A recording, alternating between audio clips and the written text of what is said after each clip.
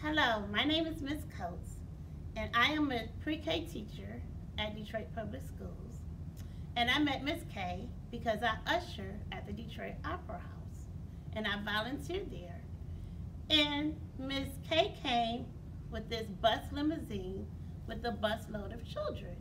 And when I inquired, what do you got? What kind of program is this? I was so excited to learn that she has a channel, Our Community Reads, and she invited me to read. When I was a little girl, my fondest memories are my mother and I going to the library. And when I was a little girl, I said I wanted to be a teacher. And we had this big chalkboard in our basement, and I would teach my dolls and teddy bears and my friends and anybody who wanted to play school. But as I grew older, people said, oh, teachers don't make a lot of money. You don't want to be a teacher. So when I went to Michigan State University, I majored in business, and I got a degree in accounting, and later I got a finance degree. But my passion and my calling was teaching. So I decided to become a teacher.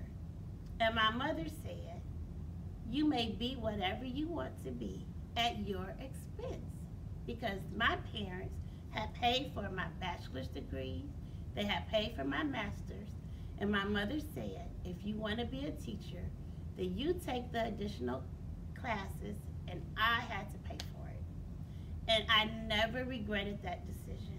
I love reading books. I went to Pitcher Elementary in Detroit Public Schools. And so today, I am so excited to be here with Miss K and with all of you to read a few books. So the story we're sharing today is Pies from Nowhere, How Georgia Gilmore Sustained the Montgomery Bus Boycott. Did you know there was a time when black people could not go anywhere that they wanted to? There was a time when black people were trying to ride the bus, and they would make them pay their money on the front door, get off the bus, go to the back door, and sit at the very back of the bus. There was a time when if white people got on the bus and black people were on the bus, and there was nowhere for that white person to sit, that they would make that person get up and give their seat to the white person. Was that fair? It was not. And so this book is going to describe how Georgia Gilmore sustained the Montgomery bus boycott. It was a woman named Rosa Parks. She wasn't the first woman, but she was the one that got the movement going. When she was on the bus and a white man came and asked her to get up, she said no. And do you know they took her to jail?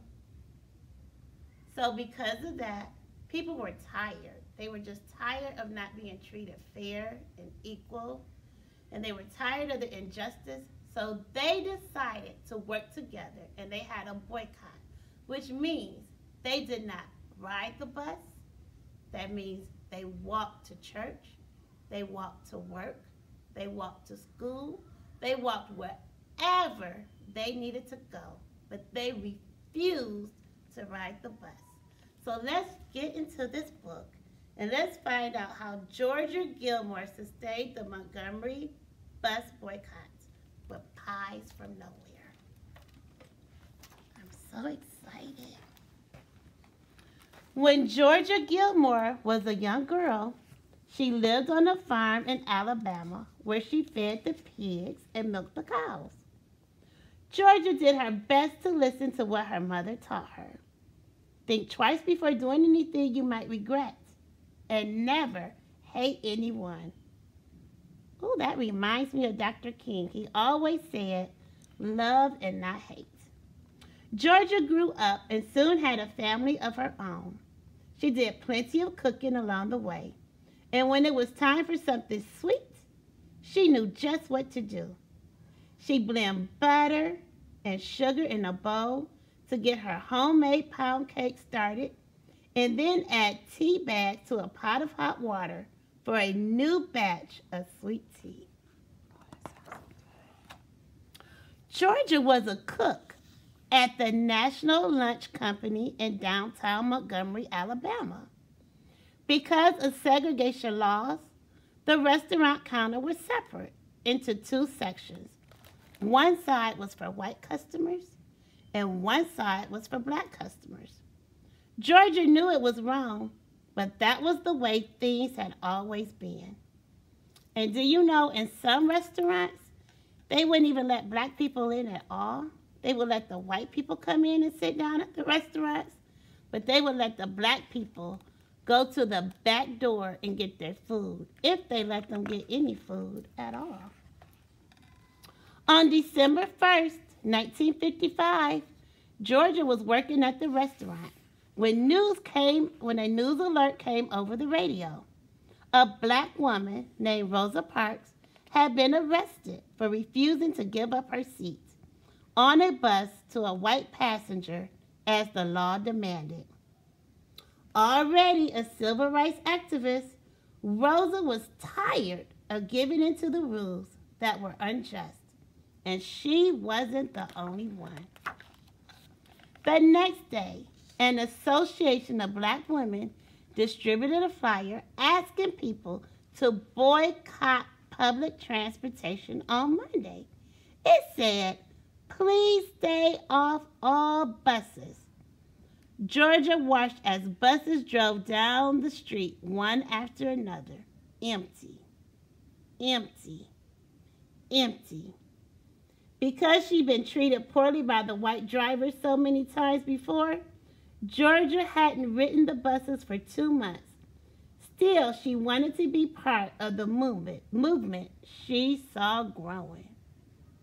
So like I said, those people walked to school, they walked to work, they walked to church, but they refused to get on that bus. Not long after, she went to Holt Street Baptist Church to hear Reverend Ralph Abernathy and Dr. Martin Luther King Jr. speak. The church was full. The crowd overflowed onto the street outside. Large speakers had been set up so thousands more could hear. Dr. King spoke about doing things for one another. He talked about freedom, unity, equality. We are determined here in Montgomery to work and fight until justice runs down like water and righteousness like a mighty stream. Those were the things Georgia believed in, and she was willing to fight for them. So all of these people were willing to work together to change the laws. So Georgia decided to help the best way she knew how. She worked with a group of women in her community, and together they purchased the supplies they needed: bread, lettuce, and chickens. And then they went off to cook. The women brought food to the meeting that followed at church, and they sold sandwiches. They sold dinners in their neighborhoods. That was a wonderful idea. We just talked about how sometimes they weren't allowed in the restaurants, and sometimes the restaurants wouldn't even serve them food. So they were cooking and selling their own food. As the bus boycotters walked and walked, Georgia cooked and cooked, and boy, did the people of Montgomery love her food. Georgia's group donated the profits from the sales to the Montgomery Improvement Association, which helped fund the boycott. But if anyone had found out these women were involved, they could have lost their jobs. So Georgia ran the operation, and the other women acted as secret helpers. So what they're saying is, if the white people knew what they were doing, they would lose their jobs. They could be fired. See, the way I figured it, people always had to eat. So I made the pie, said Georgia. The women sold baked goods to stores, groceries, laundromats, and beauty shops in their neighborhoods, and people paid in cash so they wouldn't be connected to aiding the boycott. Sweet potato pie, peach pie, red velvet cake, 7-Up cake. Only Georgia knew who baked them, and only Georgia knew who brought them. Every Monday and Thursday, Georgia would go to the boycott strategy meetings at the church. She walked up to the collection plate and announced how much her group was contributing. There was cheering, there clapping, foot stomping. But whenever people asked her where the money came from, she remembered her promise to keep it a secret. It came from nowhere, she'd say. Because of this, her brave group of women bakers became known as the Club from Nowhere. The club not only raised enough money to purchase gas for the carpool system, because they weren't walking. If people had cars, that means they would ride together. But they were also able to buy station wagons to aid the effort and help get people where they needed to go. But Montgomery didn't want their buses continuing to lose money, so the city did what it could to stop the protesters in their efforts. Dr. King and 89 others were arrested for their roles in the boycott. They were put in jail, and Georgia was called to speak in court about an instance when a bus driver had mistreated her. After she had already paid, the driver demanded that she get off and enter through the back of the bus, as black riders were forced to do at that time. When I reached the back door and was about to get on, he shut the door and pulled off. I didn't even ride the bus after paying my fare. So I decided right then that I wasn't going to ride the buses anymore, Georgia testified. Oh, that was so cruel. Georgia knew she was doing the right thing by standing up with her fellow protesters. But news of the trial spread across the country like wildfire. When the National Lunch Company found out she was a part of the boycott, what do you think happened? Of course, she was fired from her job. Georgia was unemployed. That means she wasn't working, raising 6 children on her own, and she needed to find a way to support her family. Dr. King encouraged her to start her own business. All these years you worked for somebody else. Now it's time you worked for yourself, he said. He helped her improve the kitchen in her home, and Georgia got new pots and pans and cooking supplies. Word soon got around, and people came to eat at Georgia's. When they came to her house for a meal, they would eat wherever they could find a seat. And if they couldn't find a seat, they'd eat standing up. Georgia loved to talk and joke with her customers and friends, and soon enough, there were long lines to get a meal cooked by her. People ordered meals for delivery too, and Georgia was making hundreds of lunches each day. She packed up fried chicken, black-eyed peas with okra, fresh corn muffins, and apple pies, and sent her kids out to deliver them. And if you were lucky, you might even get homemade macaroni and cheese. She was providing good food for her community, but she was also bringing the people of Montgomery together, black and white. Dr. King frequently had meals at Georgia's house.